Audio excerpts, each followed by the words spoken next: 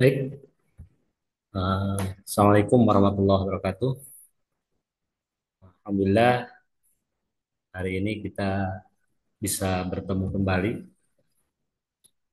untuk melanjutkan perkuliahan kita untuk mata kuliah Pendidikan Pancasila di kampus Unilang.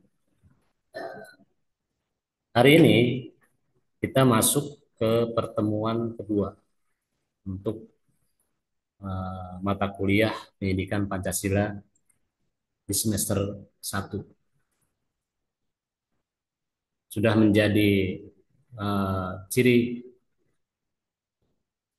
di beberapa perguruan tinggi bahwa mata kuliah pendidikan Pancasila itu biasa diajarkan di awal-awal semester. Ada yang semester 2, ada yang semester 1.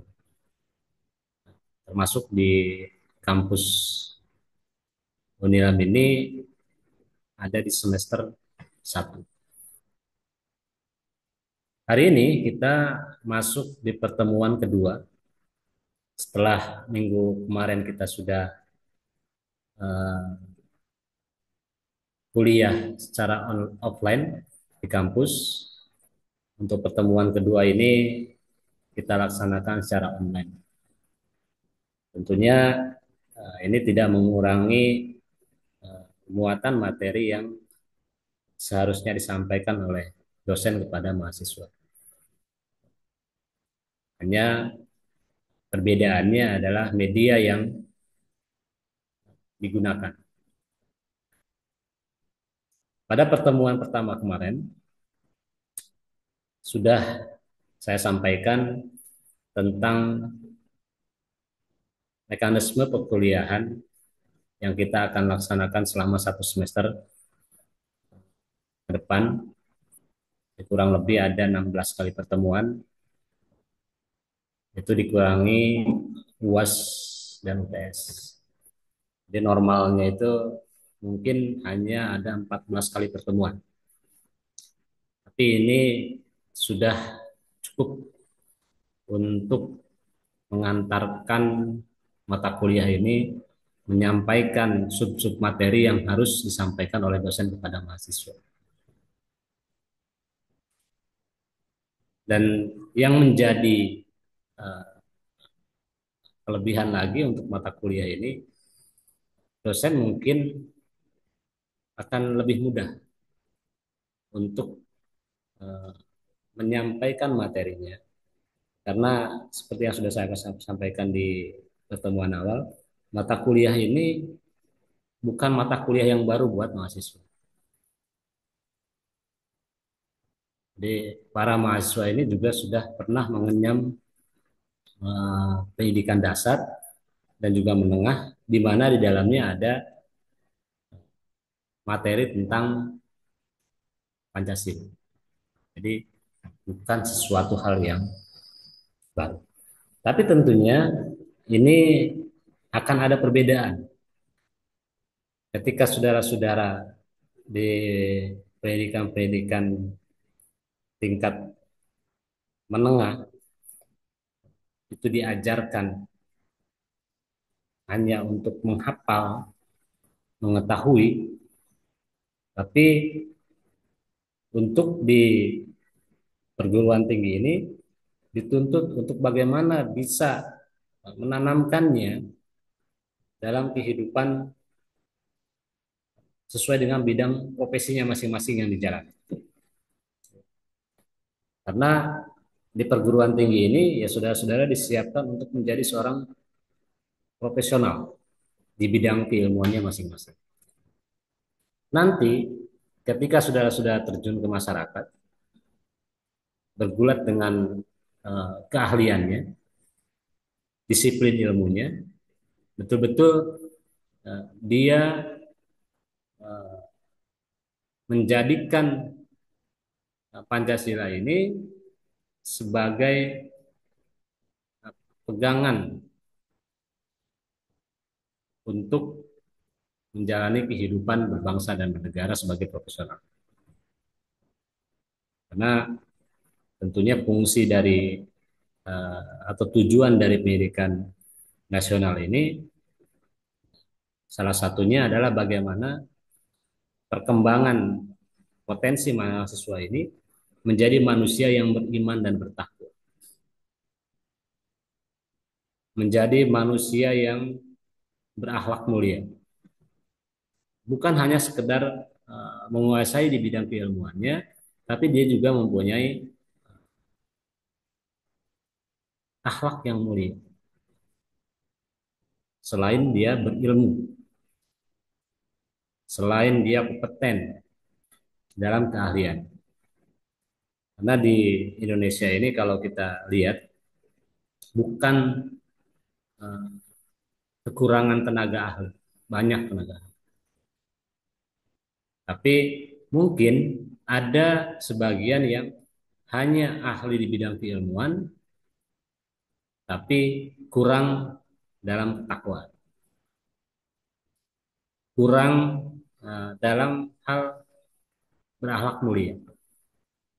Sehingga yang terjadi adalah permasalahan. Kita sering disuguhkan berita-berita di media berapa pejabat negara yang ditangkap karena korupsi atau melakukan pelanggaran hukum yang lain. Bukan karena dia tidak pandai, bukan karena dia tidak tahu, tapi kurangnya keimanan dan ketakwaan kepada Tuhan yang Maha Esa. Ini juga menjadi salah satu hal yang perlu menjadi sorotan, perlu menjadi perhatian dalam fungsi dan tujuan dari pendidikan nasional, terutamanya di perguruan tinggi. Karena perguruan tinggi ini adalah uh, salah satu gerbang untuk mencetak seorang profesional,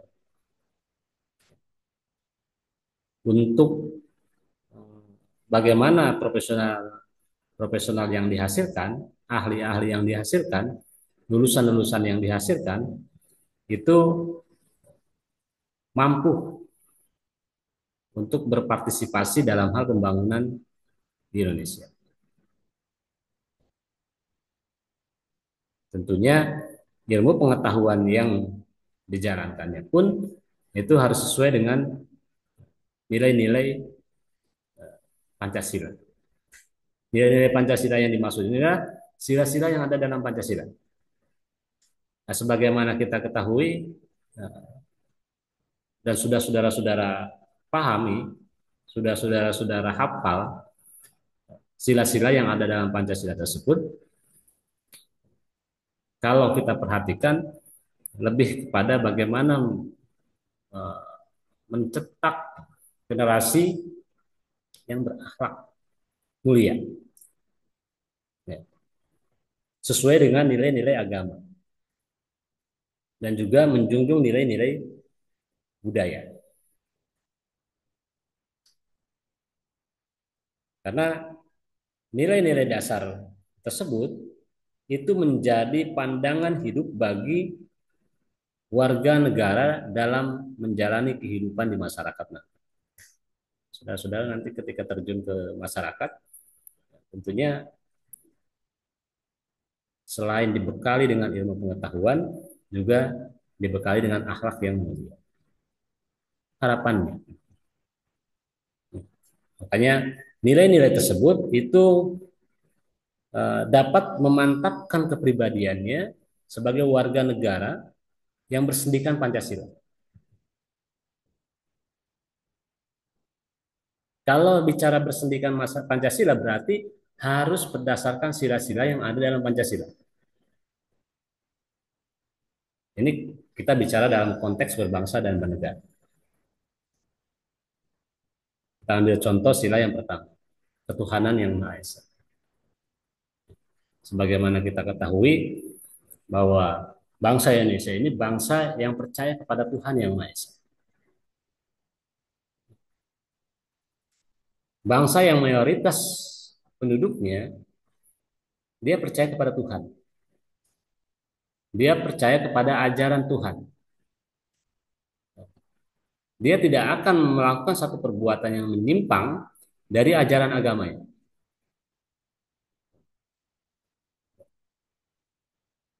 Makanya ketuhanan yang Maha Esa itu menjadi landasan. Kalau dalam Pancasila biasa disebut menjiwai, menjadi jiwa, terutama buat sila-sila yang lain. Keadilan yang berketuhanan, persatuan yang berketuhanan,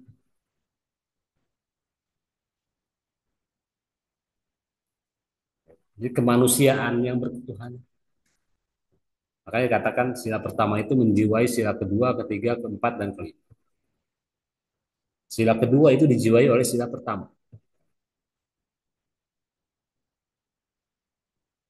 Di warga negara Indonesia, dia akan memantapkan kepribadiannya sebagai warga negara yang bersendikan Pancasila.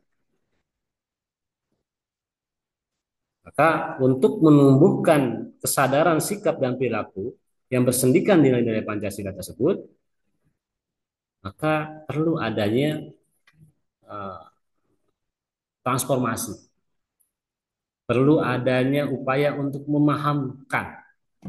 Di Indonesia sudah ada lembaga yang bagaimana menanamkan nilai-nilai Pancasila di masyarakat. Kalau kita kenal dengan dulu itu ada istilah empat pilar kebangsaan. Pancasila adalah salah satu. Maka pendidikan Pancasila ini di Indonesia merupakan salah satu mata kuliah kepribadian di perguruan tinggi dan juga diajarkan di sekolah menengah dan juga sekolah dasar. Nah, di pertemuan kedua ini kita akan mencoba untuk melihat apa sih tujuan, manfaat, dan kompetensi dasar dari pendidikan Pancasila di perguruan tinggi. Ini akan membuka pemikiran kita. Mungkin ada dari mahasiswa yang bertanya, saya sudah pernah mendapatkan mata pelajaran pendidikan Pancasila di sekolah dasar, menengah, menengah atas. Kenapa ada lagi mata kuliah Pancasila di perguruan tinggi? Karena ini adalah salah satu upaya untuk terus membina agar eh, mahasiswa ini siap terjun ke masyarakat dan mempunyai kepribadian yang berkarakter Pancasila. Jadi potensi yang dimiliki oleh mahasiswa dan juga lulusannya nanti, dia tidak akan melakukan satu perbuatan yang bertentangan dengan nilai-nilai Pancasila.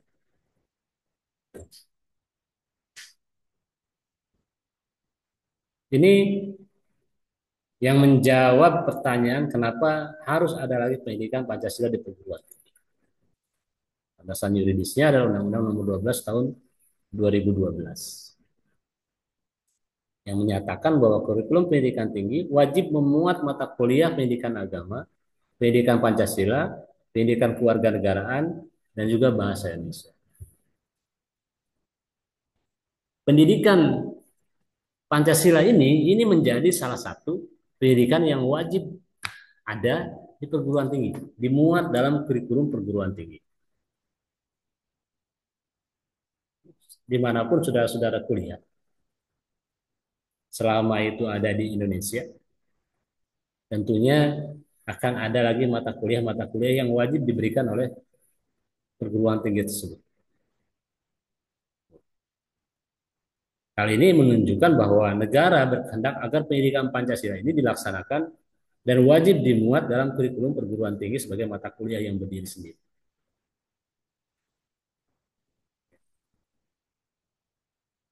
Walaupun misalkan pendidikan karakter budi pekerti mungkin ada di pendidikan-pendidikan yang lain, bisa di pendidikan agamanya, sosiologinya,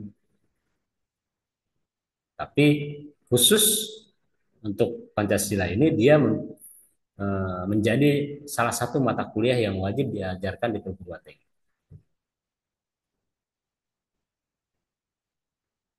Jadi mata kuliah pendidikan Pancasila ini dapat lebih fokus dalam membina pemahaman dan penghayatan mahasiswa mengenai ideologi bangsa Indonesia.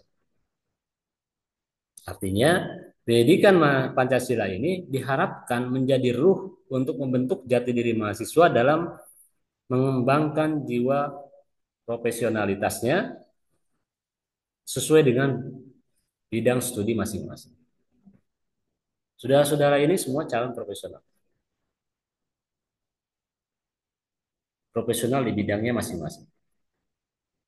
Ada yang menjadi ahli IT di teknologi informatika, ada yang menjadi seorang tenaga pengajar, menjadi seorang guru yang profesional,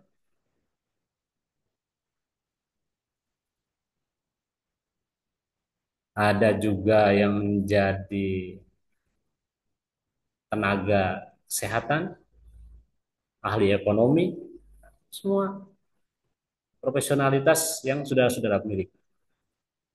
Tapi dalam pembentukan jati dirinya, ruh yang ada dalam dirinya itu tidak bisa lepas dari nilai-nilai Pancasila sebagai aturan moral,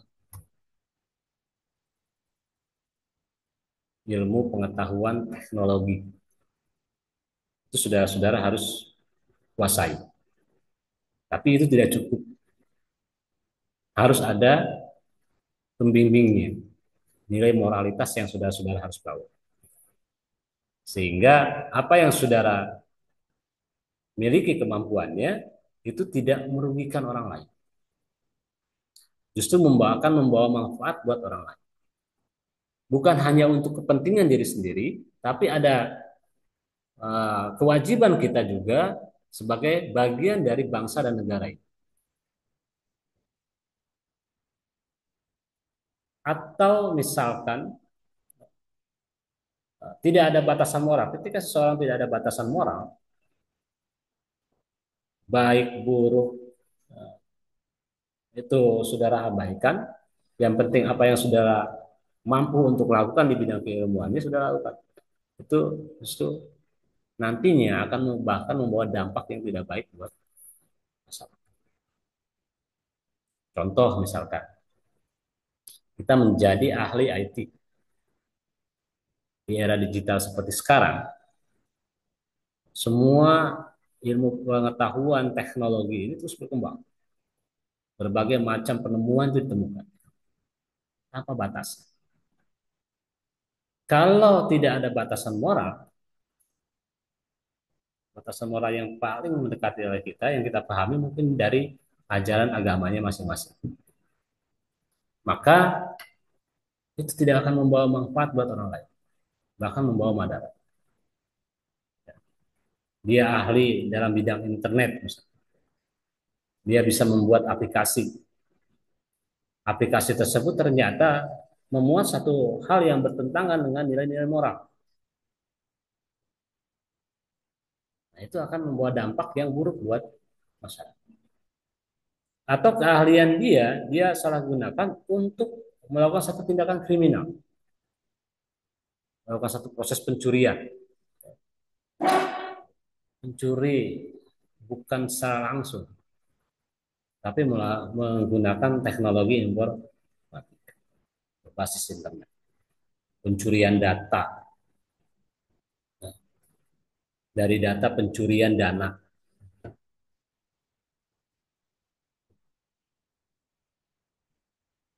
merusak situs-situs orang lain, merusak komputer-komputer orang lain. Seperti itu hal-hal yang mungkin sudah dapat lakukan, tapi itu bertentangan dengan nilai-nilai moral. Dan juga kalau di Indonesia bertentangan dengan aturan-aturan hukum yang ada. Ini yang tadi dikatakan diharapkan Pancasila ini eh, bisa menjadi ruh dalam membentuk jati diri mahasiswa dalam mengembangkan jiwa profesionalitas. Menjadi ahli-ahli yang betul-betul bertanggung jawab. Mengacu kepada ketentuan pasal 2 Undang-Undang Nomor 12 Tahun 2012 bahwa sistem pendidikan tinggi di Indonesia ini haruslah berdasarkan Pancasila. Implikasinya adalah sistem pendidikan tinggi di Indonesia harus mengembangkan nilai-nilai Pancasila dalam berbagai segi kebijakan dan menyelenggarakan mata kuliah pendidikan Pancasila secara sungguh-sungguh dan bertanggung jawab. Di Unilam ini ada mata kuliah pendidikan Pancasila. Pendidikan Pancasila ini menjadi pendidikan yang wajib untuk disampaikan kepada mahasiswa agar dia tetap ingat bahwa dia adalah bagian dari negara Indonesia yang memiliki ideologi negaranya. Dia dapat memahami dan mampu melaksanakan jiwa Pancasila dan juga Undang-Undang Dasar 1945. Itu dalam kehidupan sebagai warga negara.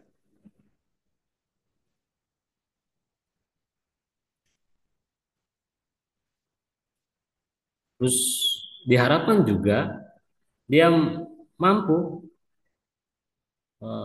tadi memupuk sifat, sikap, dan perilaku yang sesuai dengan nilai-nilai dan norma-norma Pancasila. Sehingga dia mampu menanggapi perubahan yang terjadi dalam perkembangan ilmu pengetahuan dan teknologi. Kita bukan menentang perubahan, tapi kita dapat memilah dan juga dapat melihat mana yang bermanfaat, mana yang tidak. Sehingga yang bermanfaat itu bisa membantu dalam hal pembangunan nasional. Juga di Indonesia sebagai seorang profesional diharapkan yang dihasilkan atau profesional yang dihasilkan dia mampu eh, apa namanya memecahkan masalah dan mengambil keputusan dengan menetapkan strategi eh, yang berdasarkan nilai-nilai Pancasila. Jadi berorientasinya kepada nilai-nilai Pancasila. Kalau secara pribadi, seorang mahasiswa mungkin diharapkan juga dapat meningkatkan penghayatan dan pengamalan nilai-nilai Pancasila dengan benar.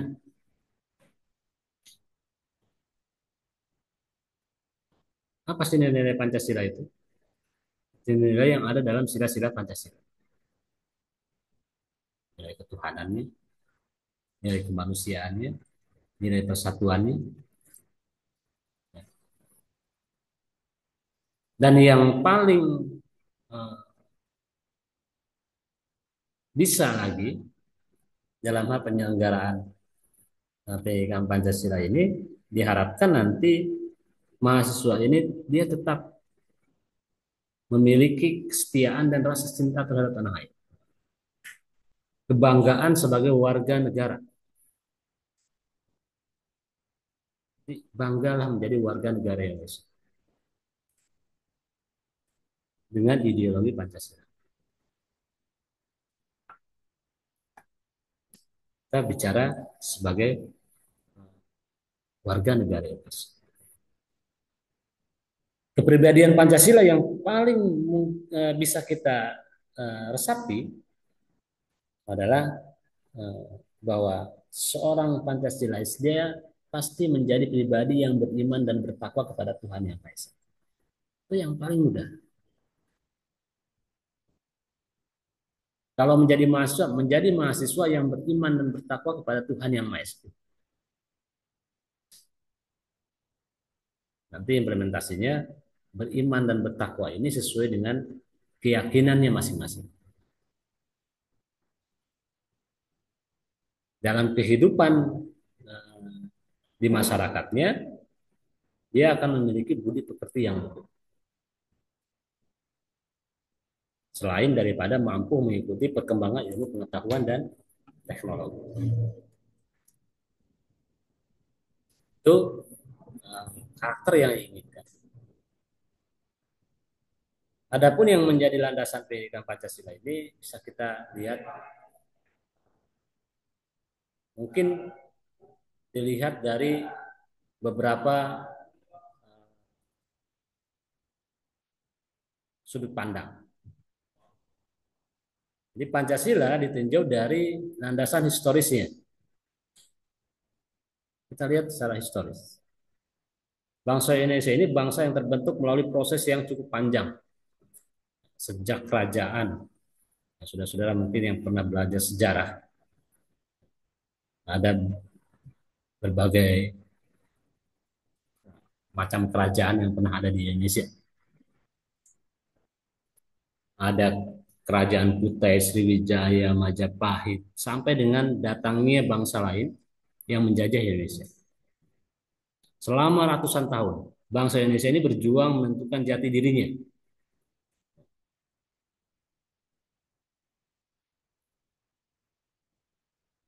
Menemukan jati diri. Jadi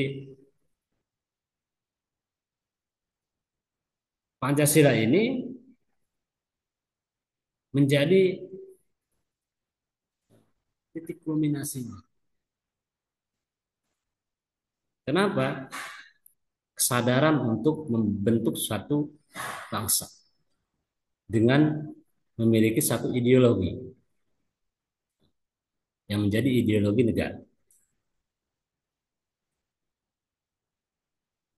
Jadi Pancasila yang sekarang kita kenal, dia merupakan nilai-nilai kehidupan masyarakat berbangsa dan bernegara yang memang sudah ada dalam masyarakat. Tapi mungkin namanya dulu bukan Pancasila. Tapi nilai-nilai yang ada dalam Pancasila itu ada dan tumbuh dalam kehidupan masyarakat Indonesia.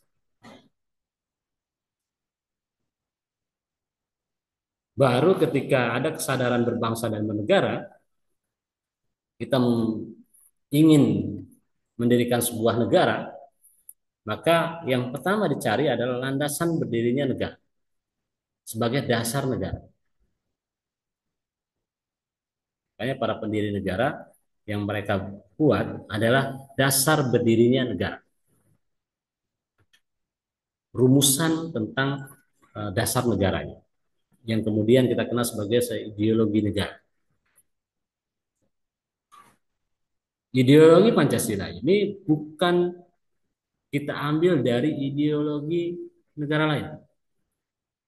Tapi kita ambil dari nilai-nilai kehidupan bermasyarakat dan berbangsa dan bernegara yang ada di Indonesia itu sendiri.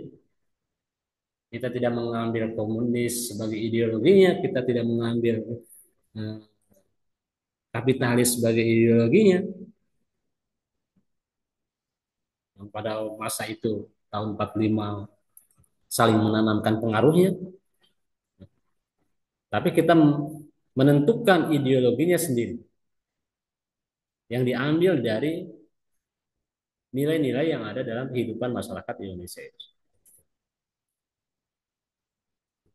Jadi dalam perjalanan sejarah bangsa Indonesia, sungguhnya nilai-nilai Pancasila ini sebagai pandangan hidup bangsa yang sudah terwujud dalam kehidupan masyarakat sebelum Pancasila sebagai dasar negara dirumuskan. Kita tahu rumusannya itu baru tahun 1945. Tapi nilai-nilai yang ada dalam masyarakat Indonesia ini sudah ada sejak dulu. Jadi sejak zaman dulu ini wilayah-wilayah Nusantara mempunyai beberapa nilai yang dipegang teguh oleh masyarakatnya. Sebagai contoh, percaya kepada Tuhan dan toleran. Percaya kepada Tuhan. Kita terdiri dari ribuan suku bangsa. Dari sekian ribu suku bangsa itu,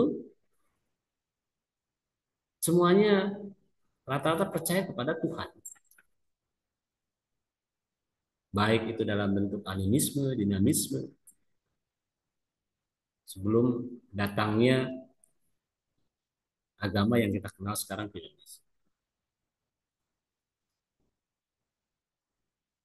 Dan juga contoh nilai gotong royong ini juga ada semenjak sebelum sebelum Indonesia menjadikan Pancasila sebagai ideologi.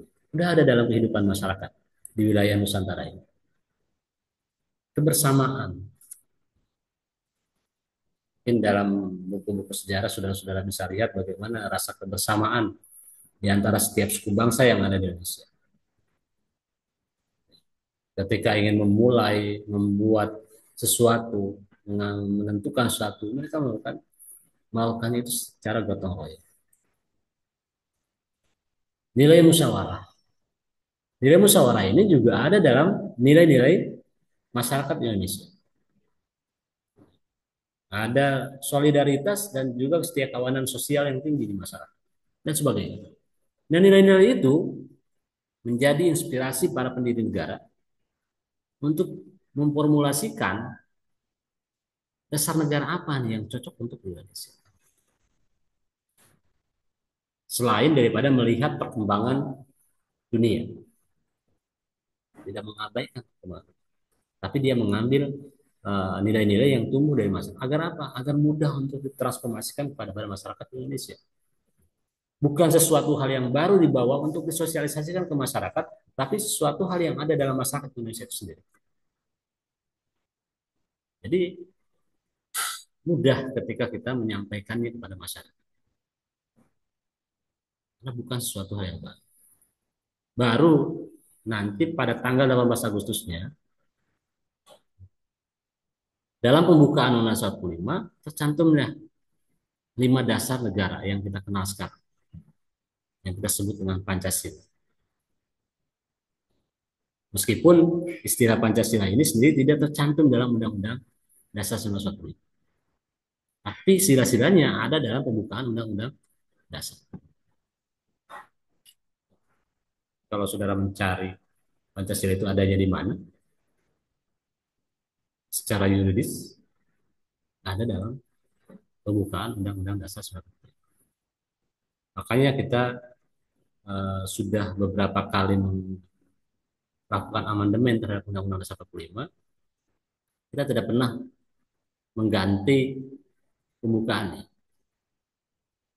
Karena dalam pembukaan Undang-Undang Dasar 45 ini tercantum juga dasar negara.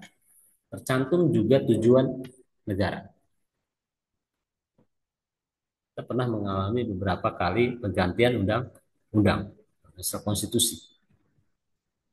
Dan juga konstitusi atau Undang-Undang Dasar 45 sudah mengalami 4 kali amandemen. Dari 4 kali amandemen ini tidak dilakukan perubahan terhadap pembukaan Undang-Undang Dasar 45. Kenapa? Karena di dalamnya itu memuat dasar negara. Berubah. Pancasila juga dalam hal ini berkaitan erat dengan budaya kehidupan bangsa Indonesia dan menentukan eksistensi bangsa Indonesia selain sikap mental, tingkah laku ataupun perbuatan setiap bangsa Indonesia harus mencerminkan dari nilai-nilai yang ada dalam sila-sila Pancasila. Jadi karena nilai-nilai yang ada dalam Pancasila tersebut ada dan tumbuh sebagai budaya bangsa Indonesia. Ini akan mudah ketika kita mentransformasikannya kepada masyarakat. Daripada kita membawa uh, satu ideologi baru untuk disampaikan, disosialisasikan pada masyarakat yang memang di dalamnya sudah ada nilai-nilai yang tumbuh. Itulah yang menjadi pemikiran para pendiri negara.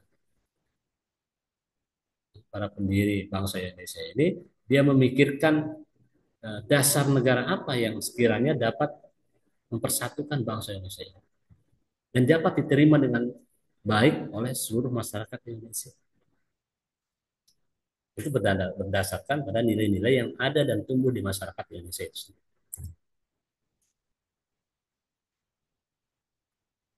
Jadi ini yang menjadi landasan yuridis eh, pendidikan Pancasila. Jadi dalam pembukaannya kita sudah jelas mencantumkan sila-sila yang ada dalam Pancasila. Tapi kalau kita bicara dasar yuridis ketika saudara bertanya yang menjadikan landasan pendidikan Pancasila di perguruan tinggi itu ada dalam Undang-Undang Nomor 12 Tahun 2012 tentang materi-materi perkuliahan wajib yang ada di perguruan tinggi di setiap prodi yang ada di Indonesia. Sampai hari ini pun sudah saudara yang mungkin pernah mengambil S1, program sarjana di program studi yang lain, masuk lagi di program studi yang baru, ketemu lagi mata kuliah yang sama. Dia terus ketemu. Wah, ketemu lagi dengan mata kuliah. Terus setiap prodi pasti ada. Dan itu wajib diikuti. Karena ini sebagai mata kuliah wajib. Itu tidak bisa dipisahkan dengan sistem pendidikan nasional yang ada. Secara umum, tujuan utama pendidikan Pancasila ini adalah untuk menumbuhkan wawasan dan kesadaran berbangsa dan bernegara, sikap dan perilaku cinta tanah air, dan bersendikan kebudayaan bangsa.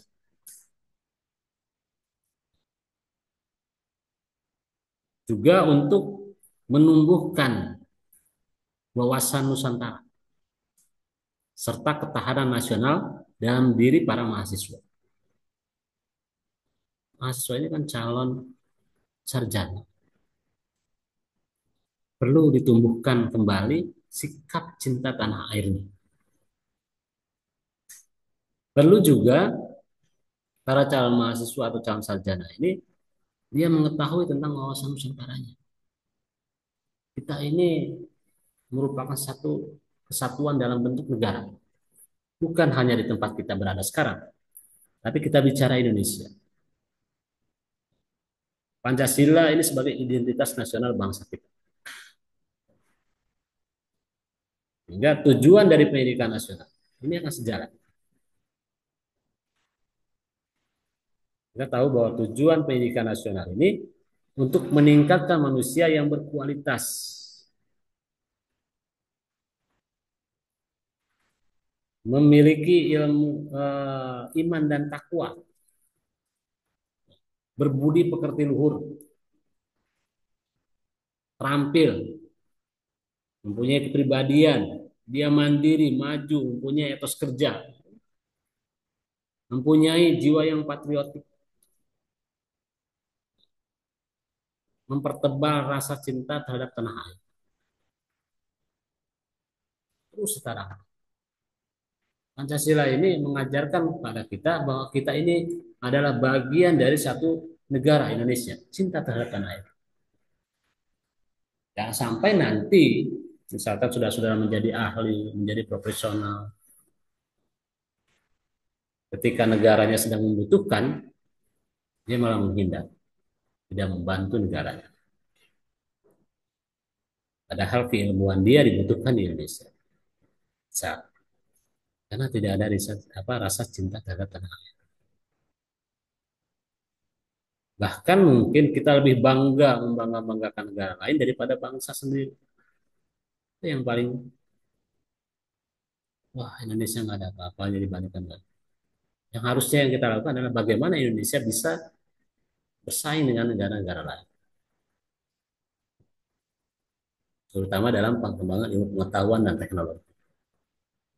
Karena saudara-saudara ini calon-calon ilmuwan, calon-calon sarjana, mahasiswa.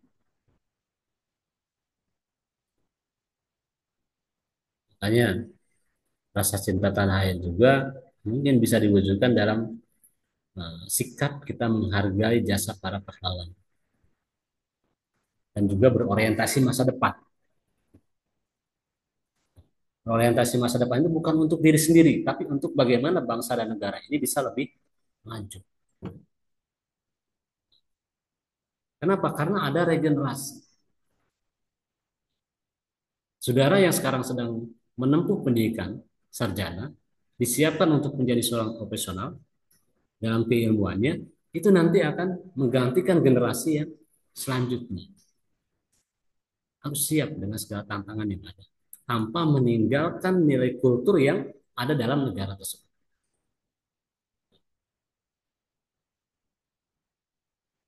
Jadi menyesuaikan dengan kita bisa menyesuaikan dengan perkembangan zaman tanpa meninggalkan nilai-nilai kultur budaya yang ada.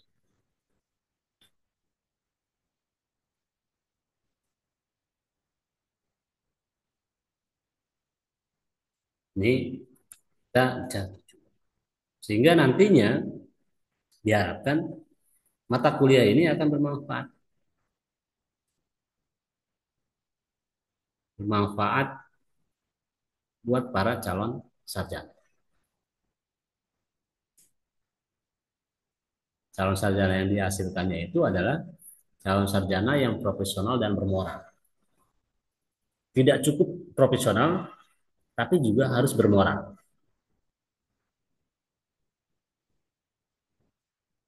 Bermoral ini dalam artian dia mampu berperilaku sesuai dengan aturan yang ada. Aturan yang ada ini yang kita yakini kebenaran. Berketuhanan yang Maha Esa. Kita percaya kepada Tuhan. Kita beragama. Ada aturan-aturan yang mengatur tentang bagaimana seseorang dalam beragama. Ada larangan-larangan yang tidak boleh saudara-saudara langgar. Ada yang tertuang dalam bentuk peraturan perundang-undangan, ada yang tidak tertuang dalam aturan perundang-undangan. Yang tertuang dalam peraturan perundang-undangan juga harus saudara-saudara ikuti. Kenapa? Karena peraturan perundang-undangan juga dibuat tidak boleh bertentangan dengan nilai-nilai yang ada dalam Pancasila.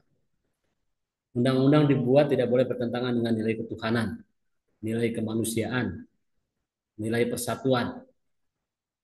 Makanya ada yang mengatakan bahwa Pancasila ini adalah sumber dari segala sumber hukum yang ada di Indonesia. Kalau peraturan hukumnya dimuat dalam bentuk aturan undang-undangan. Bagi yang tidak dimuat, itu menjadi sumber moral. Nah, ini nantinya kita akan mampu untuk menghadapi perubahan yang terjadi dalam dunia.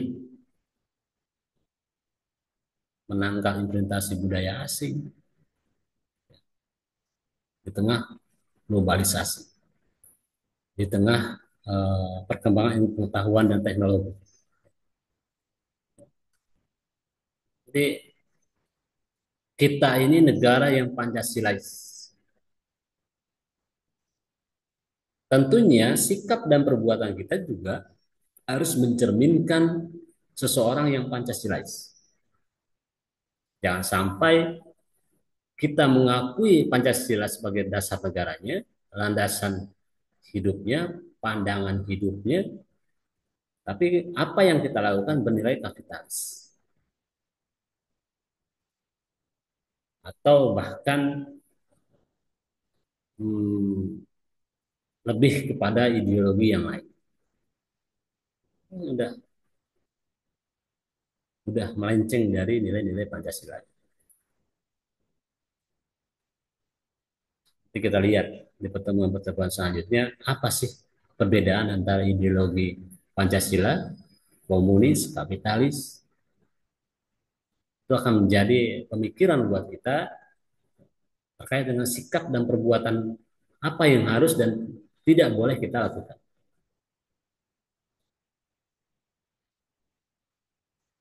Jadi pendidikan Pancasila ini diselenggarakan agar masyarakat ini tidak tercerabut dari akar budaya yang menjadi identitas negaranya. Saya bilang tadi, kita negara yang Pancasilais, tapi kelakuan kita, sikap kita, perilaku kita lebih kepada negara yang menggunakan ideologi kapitalis. Banyak kita lihat di jalan, kita lihat dalam kehidupan masyarakat itu cenderung eh, apa perbuatan-perbuatan yang lebih mengarah kepada negara kapitalis, bukan nilai kebersamaannya, tapi lebih kepada individualistis. Itu kan eh, agak menyimpang dari nilai-nilai Pancasila.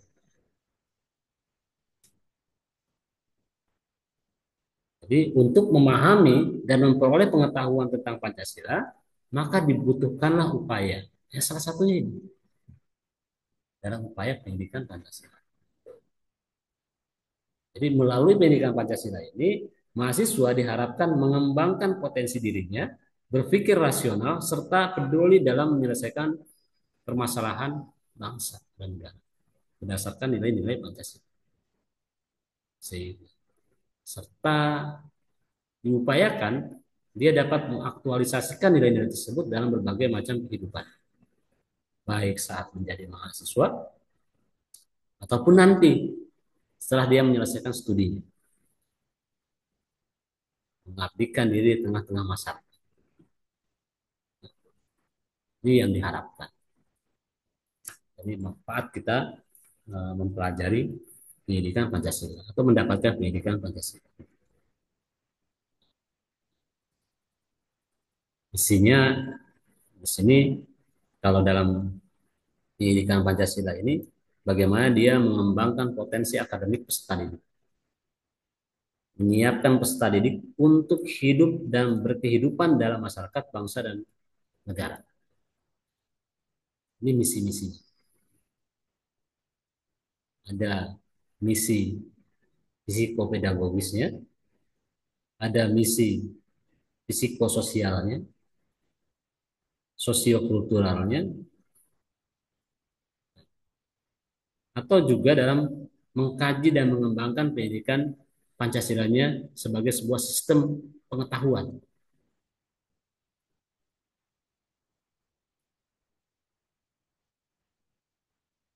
Ini menjadi misi akademik.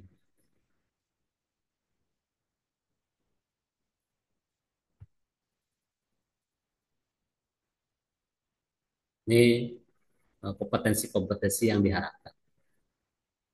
Nanti kita akan eh, berbicara lebih jauh lagi melalui diskusi-diskusi kita di kelas secara offline. Mungkin perkuliahan online ini terbatas waktu, tapi diskusi-diskusi kita di kelas nantinya tidak terbatas. Saudara-saudara kita bisa mengkaji apa sih manfaat dari kita mempelajari Pancasila. Tapi yang menjadi dasar pemikiran perlunya pendidikan Pancasila, kita melihat dengan kondisi sekarang.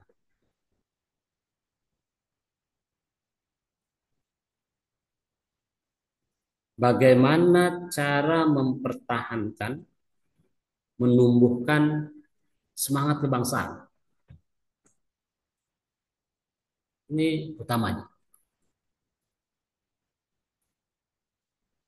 Kita tidak boleh melupakan perjuangan bangsa Indonesia ini dalam mewujudkan sebuah negara.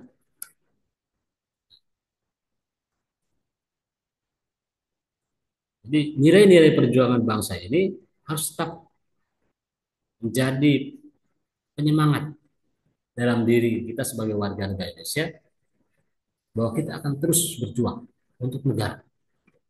Perjuangan itu tidak selesai dengan hanya berdiri, tapi kita harus mengisinya, membangunnya. Itu semangat.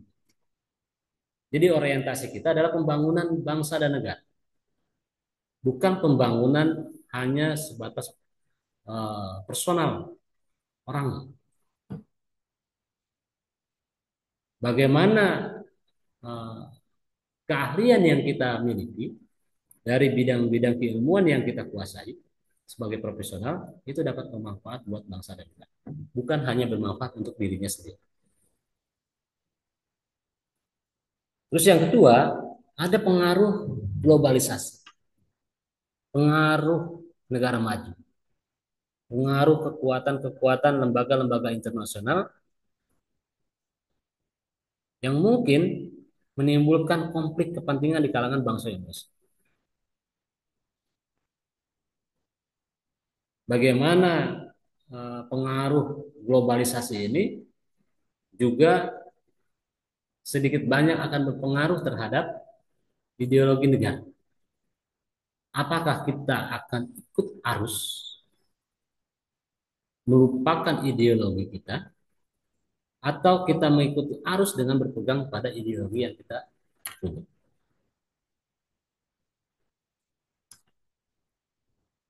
Makanya di, kalau bicara tentang lembaga-lembaga internasional, Indonesia ini sudah bergabung ke beberapa lembaga internasional. Tapi semuanya harus berdasarkan pada nilai-nilai Pancasila. Contoh, ketika di era Perang Dingin, Indonesia tidak berpihak kepada salah satu kekuatan, tapi berada tengah. Kenapa? Karena Indonesia negara yang menginginkan perdamaian, bukan perselisihan. Karena tidak berpihak. Lahirlah yang namanya gerakan non-blok sampai sekarang. Tapi kalau kita melihat di tujuan negara Indonesia adalah negara yang ikut aktif dalam caturan dunia. Makanya ada prinsip negara yang bebas aktif untuk politik luar negerinya. Dia ikut melaksanakan ketertiban dunia. Kalau kita bicara lembaga internasional.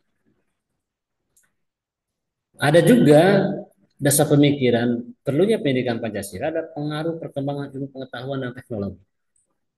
Saya bilang tadi di awal, teknologi itu terus berkembang, terutama teknologi informasi. Semua serba digital. Kita mengikuti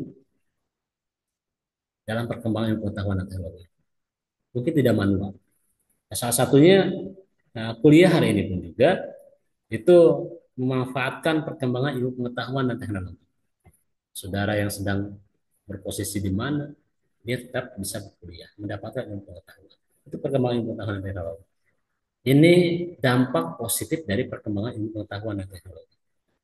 Sistem birokrasi juga beralih kepada aplikasi, memudahkan. Itu manfaat dari teknologi informasi. Mengurus izin, mengurus surat-surat, dokumen-dokumen, sekarang lebih mudah. Bisa dilakukan secara online. Itu perkembangan ilmu pengetahuan dan teknologi. Beda seperti dulu.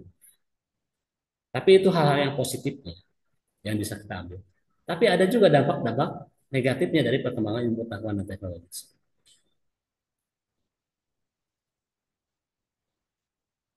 Salah satunya eh, kalau teknologi tersebut disalahgunakan, ya,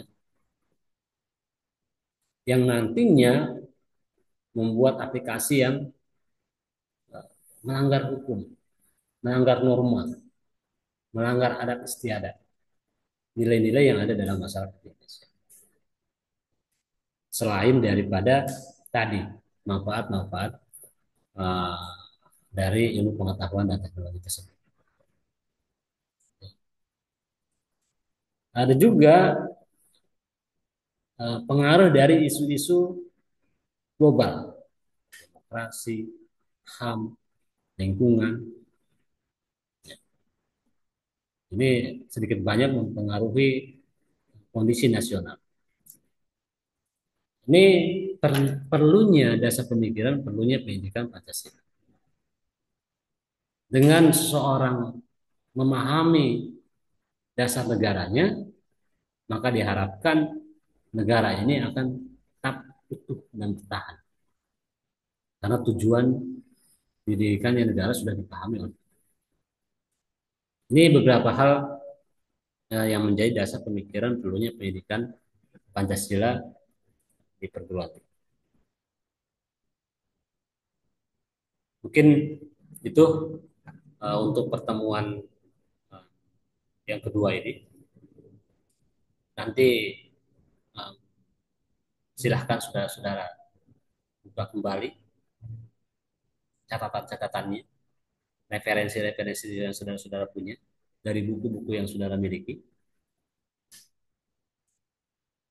sehingga saudara-saudara mampu mengkaji lebih dalam tentang pentingnya pendidikan Pancasila di perguruan tinggi. Sebagai tugasnya untuk pertemuan hari ini, saya akan coba saudara-saudara membuat tanggapan tentang tujuan manfaat pendidikan Pancasila di perguruan tinggi. Membuat ulasan. Menurut saudara bagaimana eh, manfaat dari pendidikan Pancasila di perguruan tinggi? Apa yang harus dilakukan?